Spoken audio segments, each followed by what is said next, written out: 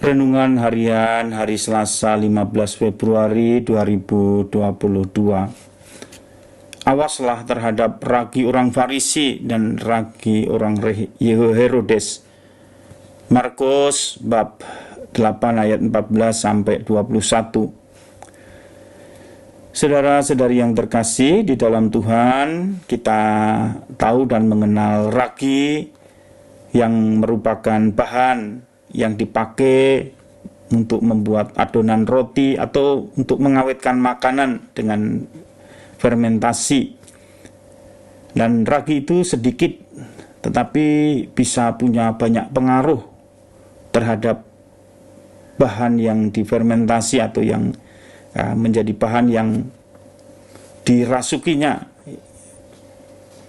Nah, kita hidup di dunia ini memang ada banyak pengaruh baik maupun pengaruh tidak baik, dan terlebih pengaruh hal-hal duniawi. Sehingga kadang-kadang kalau kita tidak waspada atau berjaga atau awas, kadang hal-hal duniawi atau mentalitas duniawi bisa mempengaruhi kita dan menguasai diri kita, sehingga membuat kita tidak mampu untuk menangkap dan melihat hal-hal rohani dalam peristiwa-peristiwa hidup kita. Dalam Injil yang kita dengarkan hari ini, para murid lupa membawa bekal dan hanya membawa satu roti saja. Dan Yesus mengingatkan mereka untuk waspada terhadap cara berpikir dan cara bersikap, cara bertindak, mentalitas orang-orang Farisi dan Herodes. Yesus bersabda, berjaga-jagalah dan awaslah terhadap ragi orang Farisi dan ragi Herodes. Markus bab 8 ayat 15. Kita tahu orang-orang Farisi karena sikap merendahkan orang lain karena merasa diri dia penjaga hukum Taurat. Dia juga bersikap munafik, egois, mementingkan diri sendiri, tidak memandang orang lain. Dan juga kita lihat sering orang-orang Farisi ini gagal memahami dan menerima Yesus. Demikian kita juga tahu Herodes, karena juga keinginan untuk mempertahankan pengaruh dan kedudukannya, ia pun juga membuat keputusan-keputusan yang merugikan orang lain. Nah, Yesus mengingatkan para muridnya agar berhati-hati dan waspada terhadap mentalitas mereka, cara berpikir, cara bersikap orang-orang Farisi yang suka merendahkan orang lain, munafik, merasa diri paling baik, dan terlebih kurang terbuka dan kurang percaya kepada Tuhan, kepada kebenaran yang diwartakannya. Dan juga para murid harus menghindarkan sikap seperti Herodes yang hanya mementingkan dirinya sendiri, menjaga kenyamanan hidupnya, mempertahankan kekuasaan, membuat dia menjadi tidak peduli, tidak punya hati acuh tak acuh terhadap orang lain. Dan Yesus menegur juga para murid yang khawatir karena hanya membawa satu roti dan kurang percaya kepada Yesus yang telah memberi makan 5.000 orang hanya dengan 5 roti dan 4.000 orang hanya dengan 7 roti.